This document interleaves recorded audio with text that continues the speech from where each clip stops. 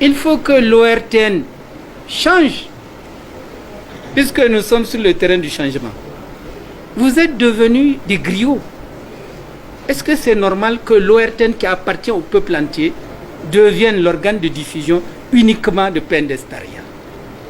Et vous, vous êtes des fonctionnaires, vous appliquez sans état d'âme. Dans les réformes là, il y aura une réforme pour l'ORTN. Je vous garantis, si le président Ousmane gagne. Je connais l'ORTN, je l'ai dirigé. Je sais mieux que quiconque comment ça fonctionne et comment ça peut mieux fonctionner. Comment ça peut être au service du Niger et non au service d'une camarilla qui est en train de tuer le Niger. Il faut que ça change. Mais si les journalistes, vous êtes tous là tremblants et en train de choisir pour votre petite carrière, et c'est la même chose au niveau de la justice. Le président Ousmane a été très léger. Moi, j'ai été l'épicentre de la victimisation d'un homme politique. Ils ont fabriqué n'importe quoi, ils m'ont collé sur le dos pour pouvoir m'éliminer. Ils ont dit que j'ai fait trafic d'enfants. Moi, faire trafic d'enfants. Sans aucune preuve dans le dossier, il n'y a rien. Il n'y a que mon nom. Et vous avez vu condamner quelqu'un, mettre quelqu'un en prison, sans qu'un juge ne l'ait jamais rencontré. C'est pourquoi le message du président Maman Ousmane sur la justice, elle est éminemment importante.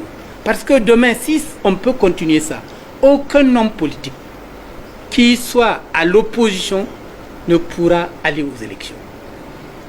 Et si on arrive à un système comme ça où on t'élimine parce que tu peux menacer et la fausse victoire de ceux qui sont au pouvoir, mais il n'y a plus de démocratie. Et ce système, la justice l'encourage, les médias l'encouragent, parce que c'est terrible. Le sens de la responsabilité nationale, elle ne doit pas simplement être le fait des hommes politiques. Elle doit être le fait de la nation, de tous les électeurs. C'est eux qui sont souverains. Les hommes politiques ne cherchent qu'à être élus, mais la souveraineté appartient au peuple nigérien. Mais regardez ce qui se passe au Niger. Une démission collective.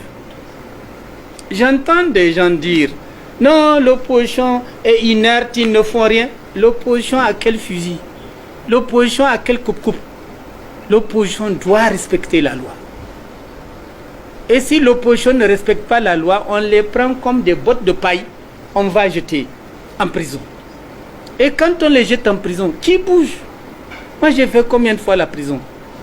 Vous pensez réellement que si nous avions un peuple déterminé, un homme politique comme moi et Agname peut être arrêté? On nous arrête, on nous met en prison. Le parti initial du président Maman Ousmane lui a été arraché. Vous le savez, non? Sinon, ce n'est pas RDR Tchandji qu'on allait dire, c'est CDS Rama. Qui a bougé? Qui a dit quoi? Les gens volent, trichent, tuent. Qui parmi eux a été arrêté depuis 10 ans?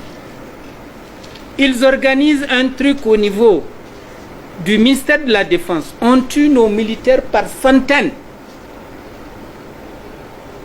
La bombe explose. Tout le monde a su ce qui se passe. Qu'est-ce qu'ils disent? Non, on va leur faire payer un peu d'argent. Ils volent 76 milliards. On fait des arrangements, on dit bon, apportez 6 milliards et puis on étouffe l'affaire. Les Nigériens sont assis, ils le regardent. Vous trouvez que c'est normal, que c'est un comportement sain, ça? Dans une république qui veut émerger, comme dit le président Ousmane, mais vous allez émerger comment? En restant lâche. C'est impossible. Vous attendez que les seuls partis politiques de l'opposition défendent la souveraineté nationale? Mais c'est impossible.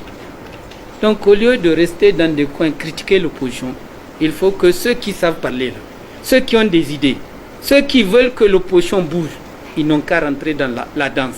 Ils n'ont qu'à se mettre dans l'arène et se battre avec nous, nous montrer, si nous on ne sait pas se battre, nous montrer comment on se bat. Mais tu es dans ton salon douillet, en train de prendre un whisky ou de boire ton thé, et tu nous dis d'aller. Non mais il faut être sérieux au Niger.